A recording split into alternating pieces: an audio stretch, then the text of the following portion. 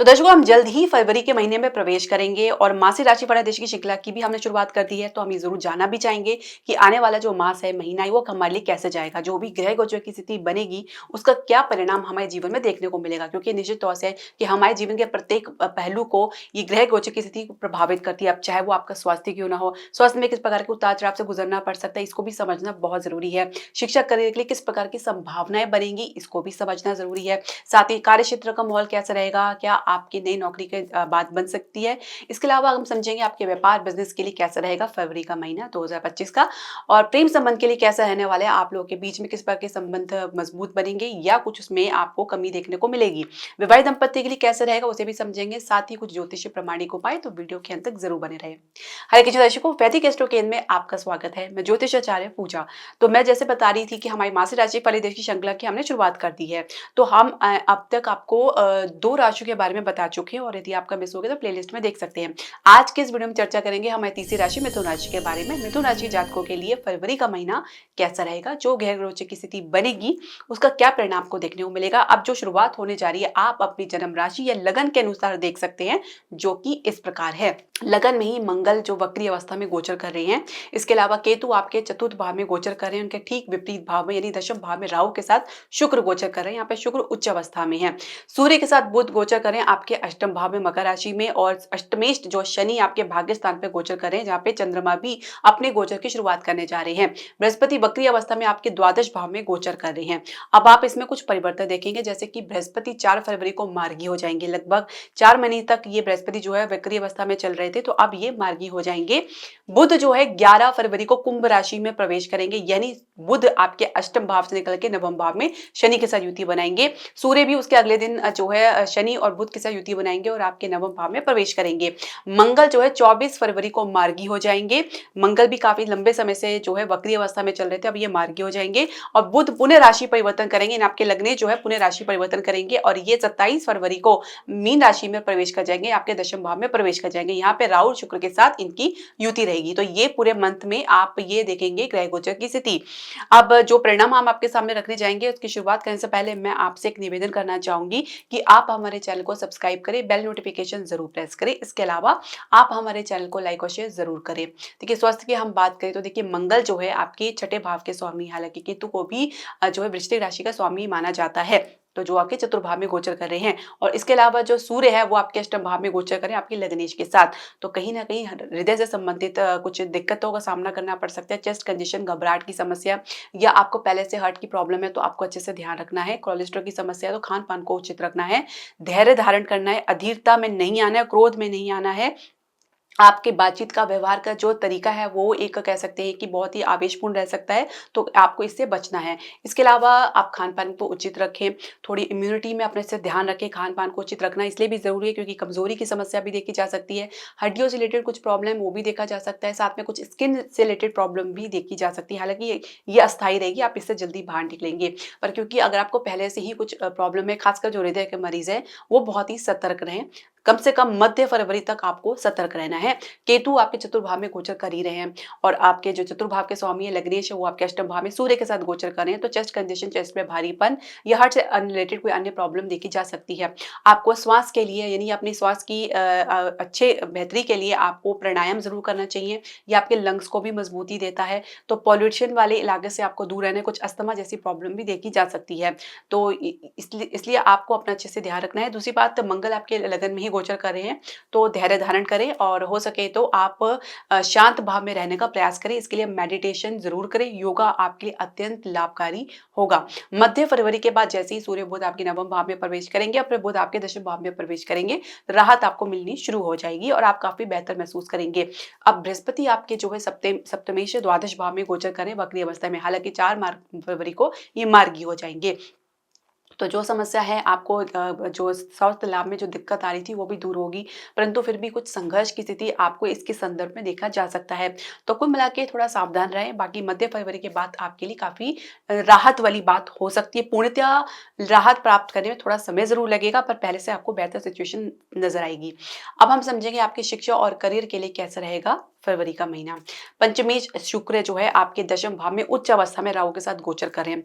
परिस्थिति को काफ़ी आकलन करते तो नज़र आ रहे हैं, लेकिन बहुत अति आत्मविश्वासी में आप रह सकते हैं और इसी चक्कर में आप कुछ महत्वपूर्ण तथ्यों को, मुद्दे को जो है मिस कर सकते हैं, उससे चूक सकते हैं। हालाँकि परफ़ॉर्मेंस में कोई कमी आपको देखने को नहीं मिलेगी, पहले से बढ़िया आपको अपने भीतर परिवर्तन देखने को मिलेगा, खासकर आर्ट के क्षेत्र में, डिज़ाइनिंग के क्षेत्र में आपका रुझान बढ़ेगा। उसमें आपकी जो है प्रगति देखने लायक होगी, अच्छी ग्रोथ आपको देखने को मिल सकती है, मनपसंद फ़ील्ड में आप जा सकते हैं। अन्य क्षेत्र में भी अगर आप जाना चाहें तो उसमें भी एक अच्छे चांसेस आपको देखने को मिलेगा। परिस्थिति को आप आकलन करने में बिल्कुल भी लापरवाही ना करें। एक-एक चीज़ को, एक-एक पॉइंट को आप बारीकी से अध्ययन करें, अच्छे से स्क्रूटनाइज़ करें, तभी आपको जो है क्लैरिटी समझ आएगी। राहु के साथ कहीं न कहीं दृष्टि भ्रम या कन्फ्यूजन की स्थिति देखी जा सकती है। सही निर्णय लेते-लेते अचानक आप गलत निर्णय ले लेते हैं, तो ये एक राहु की वजह से होता है, जो दृष्टि भ्रम देता है, मति भ्रम करता है, तो ये आपके सोचने समझने की शक्ति को भी प्रभावित करता है। तो कहीं न कहीं आपको ग्राउंडेड रहना है और हो सके तो किसी गुरु के मार्गदर्शन पे आपको चलना है। हालाँकि आपके लिए थोड़ा डिफ़िकल्ट रह सकता है गुरु का मार्गदर्शन प्राप्त करना, और इतनी जल्दी आपको उसमें विश्वास भी होता नज़र नहीं आ रहा है, या कहीं न कहीं कुछ पुराने ऐसे अनुभव आपको हुए हुए होंगे जिसमें आपको किसी मार्गदर्शन की वजह से कुछ नुकसान उठाना पड़ा है। तो लेकिन फिर भी आप किसी सलाह परामर्श करके चलें। अगर आप कॉम्पिटिशन के प्रयास कर रहे हैं तो उसमें आप काफ़ी धैर्य धारण करें, कई प्रयास के बाद ही सफलता देखने को मिलेगी। कुछ इस प्रकार हम समझ सकते हैं, कैंपस प्लेसमेंट में भी कुछ इस प्रकार का देखा जा सकता है। करियर की शुरुआत में थोड़ा संघर्ष की स्थिति तो ज़रूर देखने को मिलेगी, साथ ही आत्मविश्वास में भी थोड़ी कमी देखी जा सकती है, इसको बनाए रखें। आपके प्रदर्शन में इसका असर देखने को मिल सकता है। करियर की शुरुआत अगर आप कर चुके हैं, तो नई-नई जॉब में आप हैं, तो उसमें भी आपको धैर्य धारण करना है। तो क्योंकि दशमेश आपके द्वादश भाव में है, लग्नेश आपके अष्टम भाव में है, शुरुआत काफ़ी आपके लिए चैलेंजिंग, चुनौतीपूर्ण रह सकती है। समझना और समझाना दोनों आपके लिए दिक्कतों का कारण बन सकता है। अपनी परिस्थिति को बहुत ज़्यादा आकलन करते नज़र आ सकते हैं, आपकी अपेक्षाएँ बहुत ज़्यादा रह सकती हैं। तो किसी कलीग के साथ आपके जो टर्म्स हैं, जो आपके जो व्यवहार है, वो अभी ठीक बैठते नज़र नहीं आ रहे हैं। कहीं न कहीं इसमें बड़े अधिकारी या आपके जो सीनियर्स हैं, वो भी इन्वॉल्व होते नज़र आ सकते हैं। तो एक प्रकार की एक पॉलिटिक्स, एक राजनीति आपको अपने कार्यक्षेत्र में देखने को मिल सकती है। तो बेहतर यही रहेगा, इन सबसे दूर रहकर अपने कार्य में फ़ोकस बना के रखिए, क्लैरिटी बना के चलें। कुछ दिक्कत आ रही है तो उसमें आप सोच समझ कर कुछ अपना जो है प्रतिक्रिया दें। मंगल आपको उत्तेजित कर सकता है, तो इसमें आपको सावधान रहना है। मंगल 24 फरवरी को मार्गी होंगे, तब तक आप किसी प्रकार कोई निर्णय ना लें, ना कोई प्रतिक्रिया दें, इससे आप दूर रहें। कार्यक्षेत्र का माहौल कैसा रहेगा? जो पहले से नौकरी पेशा लोग हैं, उनके लिए कैसा रहने वाला है? देखिए, दशमेश जैसे मैंने बताया शुरुआत में ही थोड़ा-सा आपको झटका या ब्रेक या रुकावट या अवरोध देखने को मिल सकता है। काम पूर्ति होने में संदेह देखा जा सकता है। काम में आप बहुत ज़्यादा, आपकी दिलचस्पी तो बनी हुई है, आप अपनी तरफ से क्रिएटिविटीज़ ला रहे हैं, आइडियाज़ ला रहे हैं, प्लानिंग्स कर रहे हैं, पर कहीं न कहीं उसमें कुछ गिरावट देखने को मिल सकती है। पूरी तरीके से उसमें सफलता मिलती नज़र नहीं आ रही है। बार-बार प्रयास करने के बाद ही कुछ मामला आगे बढ़ता हुआ नज़र आ रहा है। पूर्णतः बढ़ने में या सफल होने में या पूर्ण होने में समय लग सकता है। तो इस प्रकार से आपको धैर्य धारण करना है। नई जॉब के लिए भी कुछ आपको शुरुआत में जो है असफलता देखने को मिल सकती है। बाद में ही कुछ काम या बनता नज़र आ रहा है, कुछ बाद में आप प्रयास करें तो ज़्यादा बेहतर रहेगा। इसके अलावा आप ग्रोथ के लिए, प्रमोशन के लिए प्रयास कर रहे हैं, तो उसके लिए आप बहुत ज़्यादा अधीर ना होएँ। आपको ग्रोथ, प्रमोशन आपको डेफ़िनिटली मिलेगी, पर अपना धैर्य आप धारण करें, अपनी क्षमता आप दिखाएँ, बजाय उसके कि उसको किसी के सामने समक्ष उसका उजागर करें। स्वयं अपने काम से उसको दिखाने का प्रयास करें तो ज़्यादा बेहतर रहेगा। समय थोड़ा लग सकता है। मध्य फरवरी के बाद की स्थिति जो अगर हम समझें, आपके लिए बढ़िया बनती नज़र आ रही है, जहाँ पे आपको ग्रोथ तो देखने को मिलेगा। जो मिसअंडरस्टैंडिंग है, जो भी कुछ आप लोगों के बीच में, आपके कलीग के साथ, आपके सहकर्मी के साथ या अधिकारी के साथ, वो भी दूर होती नज़र आ रही है। तो समय लगेगा, थोड़ा-सा समय लगेगा, पर आपको धैर्य धारण करना है। इसके अलावा जैसे मैंने बताया कि ग्रोथ के लिए, प्रमोशन के लिए जो अपेक्षित परिणाम नहीं मिल पाएगा, तो उसके लिए भी आपको धैर्य धारण करना है। कहीं न कहीं ये आगे चल के आपके पक्ष में सिचुएशन बनती जा रही है। फरवरी की अगर अंत की हम बात करें, यानी 24 फरवरी की हम बात करें, सिचुएशन और भी पहले से बेहतर नज़र आएगी। तो ये आपके लिए काफ़ी बढ़िया रहेगा। एक तो आपके दशमेश जो वक्री अवस्था से बाहर आएँगे, और दूसरी बात आपके जो लग्नेश है वो नवम भाव में, फिर आपके दशम भाव में आएँगे, यानी कि 27 फरवरी को। तो फरवरी 27 की अगर हम बात करें, तो ये आपके ग्रोथ के लिए, आपके काम के लिए अति उत्तम रहने वाला है। शुरुआत अगर आपके लिए कुछ चैलेंजिंग है तो बाद का परिणाम आपके पक्ष में रहेगा। तो हताश की बजाय अपनी काम में आप पूरी ईमानदारी से, डेडिकेशन से प्रयास करें और निश्चित तौर से आपको ये सफलता ज़रूर मिलेगी, आप ये बात मानकर चलें। व्यवसाय की यहाँ अगर हम बात करें तो सप्तमेश जैसे मैंने बताया है, बृहस्पति आपके द्वादश भाव में गोचर कर रहे हैं। तो कहीं न कहीं कुछ खर्चा या कुछ परेशानी या कुछ नुकसान लगातार आपको देखने को मिल रहा है। कुछ आपको रास्ता वहाँ पे मिलता हुआ नज़र नहीं आ रहा अब तक जो अपनी महसूस कर रहे हैं, क्योंकि एक तो द्वादश भाव में, दूसरा वक्री अवस्था में है, लग्नेश आपके अष्टम भाव में है। मंगल कुछ गलत निर्णय के कारण आपको उकसावा मिल सकता है। बिज़नेस पार्टनर के साथ भी कुछ कहा-सुनी देखी जा सकती है। तो बहुत सारी चीज़ें जो है आपके विपरीत चल रही हैं। धीरे-धीरे स्थिति में सुधार आपको देखने को मिलेगा। शुरुआत आपकी होगी 11 फरवरी से। बुध आपकी कुंभ राशि में जो आपके लग्नेश कुंभ राशि में जाएँगे, वो आपको बेहतर रिज़ल्ट देंगे। उसके बाद सूर्य भी इनके साथ तो दूसरे दिन ये भाग्य स्थान में जाएँगे। भाग्य का सपोर्ट आपको देखने को मिलेगा। आपका स्टेटस में वृद्धि देखने को मिलेगा। किसी काम के कारण या किसी निर्णय के कारण जो आपको एक स्टेटस में हानि देखने को मिला है, उसमें धीरे-धीरे सुधार आपको देखने को मिलेगा। कुछ बेहतर निर्णय लेने में आप सक्षम नज़र आएँगे। बृहस्पति भी वक्री अवस्था से बाहर आ जाएँगे। लगभग कह सकते हैं कि मध्य फरवरी के बाद की स्थिति जो है धीरे-धीरे परिवर्तित होनी शुरू हो जाएगी। एकदम से तो नहीं होगी, पर धीरे-धीरे होगी। और मास के अंत आते-आते काफ़ी अच्छा परिवर्तन आपको देखने को मिलेगा। ना सिर्फ परिवर्तन, आपको उसका रिटर्न या परिणाम भी देखने को मिलेगा। तो जो भी आप निवेश करना चाह रही हैं, जो भी आप इन्वेस्टमेंट की प्लानिंग कर रहे हैं, तो मास के अंत के बाद ही करें, तो ज़्यादा बेहतर रहेगा। तो तब सिचुएशन आपको ज़्यादा बेहतर तरीके से समझ आएगी। तब आपको पता लगेगा कि आपकी जो सोच जो पहले थी, वो अब काफ़ी परिवर्तित हो चुकी है। सिचुएशन जो आपके आस-पास की जो विपरीत थी, वो आपके पक्ष में धीरे-धीरे बनती जा रही है। तो ऐसे में निर्णय लेना ज़्यादा कारगर साबित होगा। इसके अलावा शेयर मार्केट में थोड़ी कुछ फ्लक्चुएशन देखी जा सकती है। रियल एस्टेट में भी कुछ बात बनती नज़र नहीं आ रही है।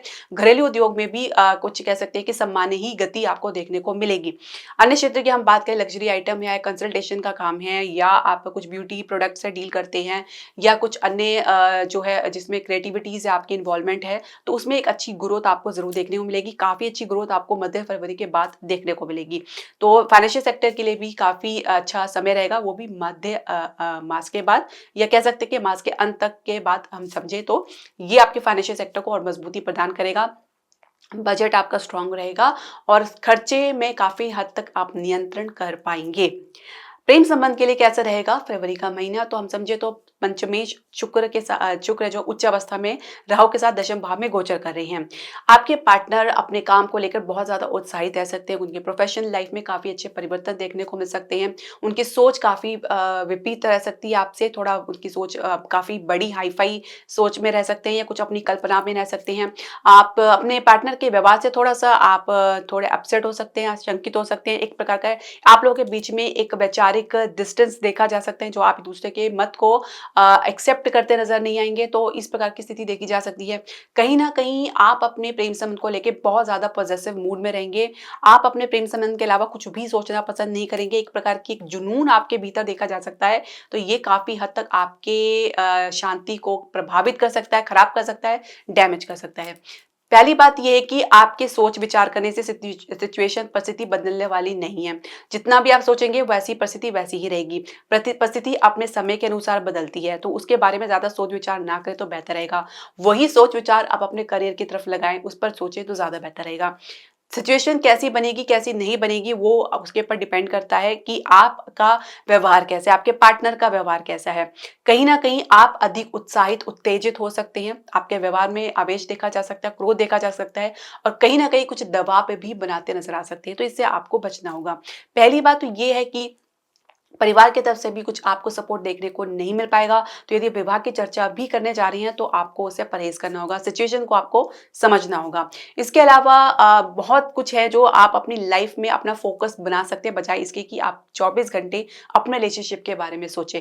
कहीं न कहीं आप इसी सोच से ग्रस्त रह सकते हैं, बहुत बुरी तरीके से। इसके अलावा विवाह की चर्चा वैसे ही चल रही है, तो कह सकते हैं कि मध्य मास के बाद ही कुछ आपको सकारात्मक परिणाम मिलने शुरू होंगे। फाइनल होने में समय लग सकता है, कई प्रयास के बाद ही सफलता आपको देखने को मिलेगी, पर कुछ कह सकते हैं कि स्थान से बाहर कुछ योग बनते नज़र आ रहे हैं। यदि विदेश से आपका कुछ कॉन्टैक्ट है, तो वहाँ से भी कुछ आपको प्रपोज़ल मिल सकते हैं। विवाहित दंपत्ति के लिए कैसा रहेगा फरवरी का महीना? तो देखिए, सप्तमेश आपके द्वादश भाव में वक्री अवस्था में, हालाँकि 4 फरवरी को वक्री अवस्था से बाहर आएँगे, तो कुछ राहत आपको देखने को मिलेगा। आप लोगों के बीच में एक गतिरोध बना हुआ था, उसमें अब दूर होने का प्रयास होगा। आप एक-दूसरे को समझने का प्रयास करेंगे, साथ ही अपनी कुछ समझदारी आपके जीवनसाथी में देखने को मिलेगी, जिसकी कमी आप महसूस कर रहे थे। थोड़ा-सा आपके व्यवहार में चंचलतापन अधिक देखा जा सकता है, मैच्योरिटी में कमी देखी जा सकती है, तो व्यवहार में स्थायित्व, स्थिरतापन आपको लेकर आना होगा। अगर आप चाहते हैं कि आपके रिलेशनशिप आपके जीवनसाथी के साथ सही दिशा में चले, शांतिपूर्वक चलें, तो आपको कहीं न कहीं एडजस्टमेंट, फ्लेक्सिबिलिटी दिखानी पड़ सकती है, जिसके लिए आप रेडी होते नज़र नहीं आ रहे हैं। थोड़ा समय ज़रूर लगेगा। अब मास के अंत तक जैसे ही मंगल वक्री अवस्था से बाहर आएँगे, तो थोड़ा-सा आप अपने भीतर जो है धैर्यपन लेकर आएँगे, पर बहुत मुश्किल है। मंगल अति उत्तेजना उत्पन्न करता है, क्रोध उत्पन्न करता है, आपके आवेग उत्पन्न करता है, पेशेंस में कमी रखता है, धैर्य में कमी रखता है, तो इस वजह से भी काफ़ी रिलेशनशिप प्रभावित होते हैं। रिएक्शन देना आपके लिए बहुत आसान रहेगा, बहुत जल्दी रिएक्शन दे सकती हैं। संतान प्राप्ति के लिए कुछ मार्ग ओपन रहेंगे, कुछ खुलेंगे और कुछ प्रगति आपको इसके संदर्भ में देखने को मिलेगा। पर थोड़ा-सा आपको सात्विक भाव में रहना है। आपको जितना सात्विक भाव में ईश्वर के प्रति समर्पित रहेंगे, उतना ही संभावना और स्ट्रॉन्ग बनेगी, ये मैं आपको पहले से बता रही हूँ। इसके अलावा अगर आपके संतान हैं, तो उनसे भी आपको संतोष प्राप्त होगा। संतान की कोई उपलब्धि आपको हर्षित और गर्वित कर सकती है। उपाय की हम बात कर लेते हैं, तो देखिए आपको अपने लग्नेश का उपाय तो करना ही है, क्योंकि अभी अष्टम भाव में गोचर करेंगे, तो लगभग मध्य फरवरी तक इसी भाव में रहेंगे, तो आपको प्रत्येक बुधवार को गाय को हरा चारा खिलाना है। ओम श्री गणेशाय नमः का 108 बार जाप आपको नित्य करना है। इसके अलावा आप चाहे तो मंगल का उपाय कर सकते हैं, हनुमान चालीसा का नित्य पाठ आप कर सकते हैं, ये भी मंगल को काफ़ी हद तक कंट्रोल करेगा। साथ ही गाय को आप सेवा कर सकते हैं, मीठी रोटी खिला सकते हैं, बहुत आसान उपाय हैं, बहुत छोटे-छोटे उपाय मैं हमेशा आपको बताती हूँ, आप इसे ज़रूर फॉलो करें। इसके अलावा आप सूर्य का भी उपाय कर सकते हैं, यदि सूर्य के कारण आपको आपकी कॉन्फिडेंस में गिरावट आ रही है, आपके काम के क्षेत्र में या आपके व्यवसाय में या आपके स्वास्थ्य में कुछ दिक्कत आ रही है, तो सूर्य देव को नित्य आपको अर्घ्य देना है। और इसके अलावा आप जो है गुड़ आप गाय को भी खिला सकते हैं, संडे वाले दिन यानी रविवार वाले दिन गुड़ आप मंदिर में दान भी कर सकते हैं, ये एक अच्छा उपाय है सूर्य का। तो ये आप उपाय निरंतर आप करें, आपको निश्चित तौर से लाभ देखने को मिलेगा। इसके अलावा आपके जो भी प्रश्न, सजेशन या क्वेरी है, आप हमारे कमेंट बॉक्स में ज़रूर डालें। हरे कृष्णा।